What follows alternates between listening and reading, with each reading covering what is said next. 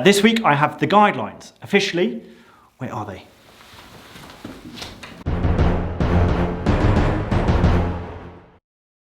Well, welcome to this week's V-Notices. This is the place to be for what's on and what's happening this week at Aigburth Community Church.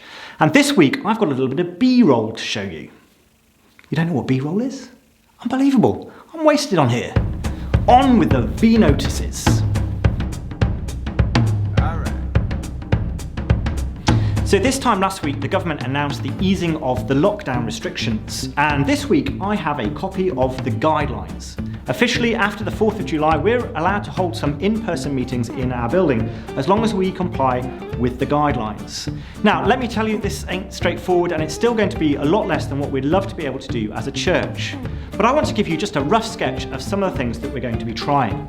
Number one, we're going to keep going with our online groups for now. But as we approach the summer, we're going to mix it up a little bit, with the Sunday ones becoming 3 groups instead of 5 groups. That's because we're anticipating some people going away on holiday, as well as giving people a chance to mix with other people. That will happen after our webinar on the 19th of July. Number 2, in the next few weeks, we're going to try a few different things in the hall, some that we'll be filming for content for online use, like music, family Bible slots, and some dummy runs for things that we might try in September. So look out for test runs of online booking, seating arrangements, meetings for smaller kids, a come-along webinar, live meeting combo, that kind of thing.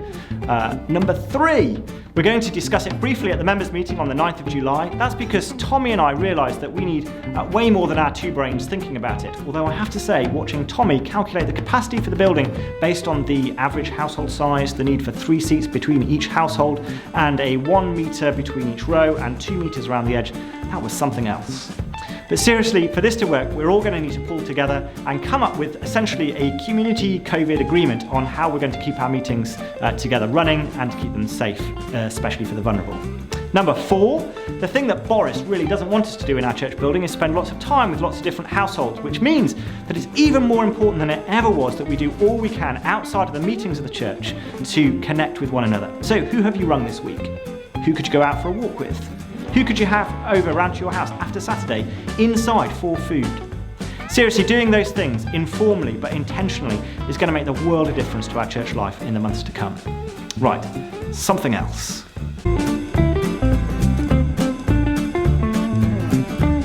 Yes, that's right, after the roaring success of the Big Sing, we're now going to try the Little Sing.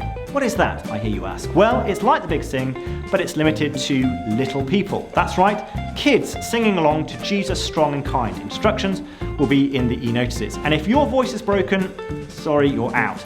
And if it's kind of cracking and partway between, you're out too. But primary kids, this is your time to shine. People have been working really hard redecorating the hall, but we still need your hand sanitizer and old towels. So if you have those, drop them in at the hall. We're open every morning except for Wednesday. There's no Zoots this week, but there is an impact quiz on Friday. This Sunday I'm preaching on Revelation chapter 4, so have a read of that ahead of our gathering on Sunday. Praise God, we've got just £33,000 left to raise for the building fund, which is so nearly there. Pray for grant applications and mortgage applications going in at the moment. Right. That's all we've got time for this week. Look out next week for more V-Notices. Thanks for watching.